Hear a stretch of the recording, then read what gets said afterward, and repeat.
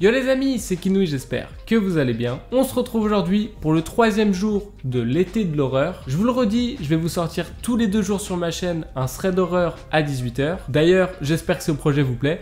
Moi en tout cas, j'aime bien faire ça. C'est super cool, les threads ça m'intéresse de ouf. Du coup, j'espère que c'est pareil de votre côté. Et si c'est le cas, n'hésitez pas à mettre un maximum de likes pour récompenser mon travail. Comme d'habitude, si vous avez raté les threads qui sont déjà sortis, je mettrai tous les liens dans la description et aussi en haut à droite en fiche. Vous pouvez cliquer et retrouver la playlist. Bref, j'espère que vous êtes prêts à écouter l'histoire que je vais vous raconter aujourd'hui. Posez-vous tranquillement, c'est parti.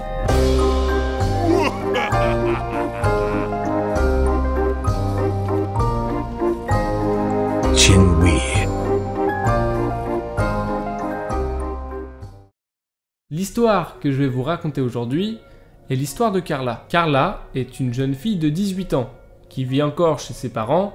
Elle est fille unique. Et cette Carla, elle a pas trop d'amis. C'est une meuf très casanière, très réservée et qui n'aime pas trop se mélanger aux autres. Après les cours, elle rentre directement chez elle pour regarder par exemple des vidéos de Kinouï. Par exemple. Non, plus sérieusement, c'est juste une meuf qui aime bien être toute seule. Un week-end, elle décide de faire un grand rangement dans sa chambre avec sa mère pour faire un peu le tri dans ses affaires. Et en rangeant, elle tombe sur d'anciennes affaires à elle, comme des jouets, des vêtements, etc. Et à un moment, elle demande à sa mère « Il est où Teddy ?»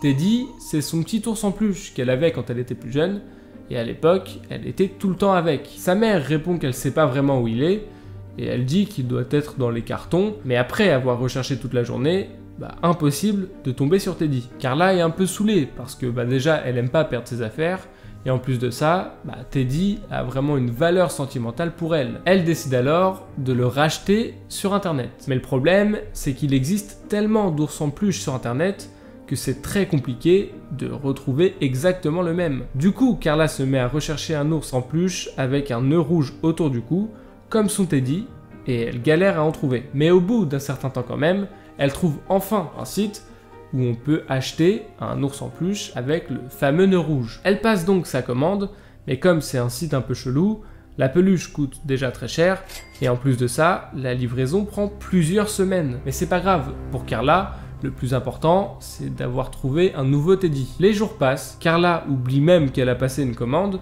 et un jour, un livreur sonne à sa porte, avec le fameux ours en peluche. Elle est toute contente, et elle va vite dans sa chambre pour déballer son Teddy. Sauf qu'il y a un truc qui va pas, c'est que l'ours en peluche qu'elle a commandé n'a pas le nœud rouge autour du cou comme elle avait demandé. Carla est un peu déçue et elle met l'ours sur une étagère en hauteur de façon à même pas pouvoir l'atteindre étant donné que c'est pas ce qu'elle a commandé quoi. Les semaines continuent, Carla ne pense plus du tout à cette histoire d'ours en peluche et un jour, par hasard, elle retrouve son Teddy, le vrai. Elle est donc super contente et décide d'aller jeter à la poubelle le nouvel ours qu'elle avait commandé. Elle le prend donc sur l'étagère sur laquelle elle l'avait posé et va le jeter à la poubelle. Mais au moment où elle le jette à la poubelle, l'ours en peluche fait un bruit un peu bizarre, comme s'il y avait un truc dur dedans. Sauf que c'est pas normal, il peut pas y avoir un truc dur dedans étant donné que c'est un ours en peluche conçu de base pour les enfants. Elle secoue un peu l'ours et effectivement, elle se rend compte qu'il y a un truc dedans. Elle essaye de l'ouvrir par la fermeture éclair, mais elle trouve rien, comme si l'ours avait été recousu derrière la fermeture. Et là, Carla, elle trouve ça vraiment chelou. Elle décide donc de déchiqueter complètement l'ours, et elle trouve à l'intérieur une petite boule métallique. Au départ, elle comprend pas trop ce que représente cette boule, mais après, elle comprend que c'est en fait une caméra.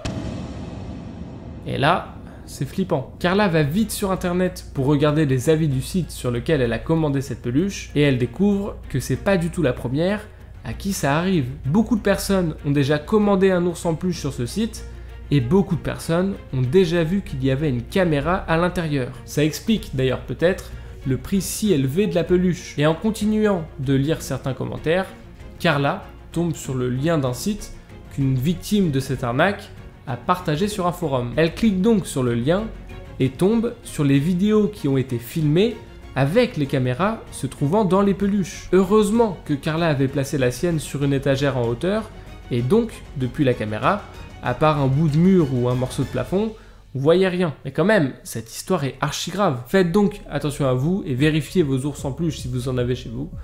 Non, je rigole bien sûr, faut pas devenir parano pour tout et n'importe quoi. Voilà, c'est la fin de cette vidéo, j'espère qu'elle vous aura plu, mais faites quand même attention à vous si vous avez un ours en peluche. On sait jamais. Si ce thread vous a plu, n'hésitez pas à mettre un maximum de likes. C'est la seule chose que vous pouvez faire pour récompenser mon travail. Vous pouvez aussi me suivre sur mes différents réseaux sociaux, même vous abonner à ma chaîne YouTube si c'est pas déjà fait. Et puis moi je vous donne rendez-vous après-demain 18 h pour une nouvelle vidéo. C'était Kinui, ciao tout le monde. Kinui.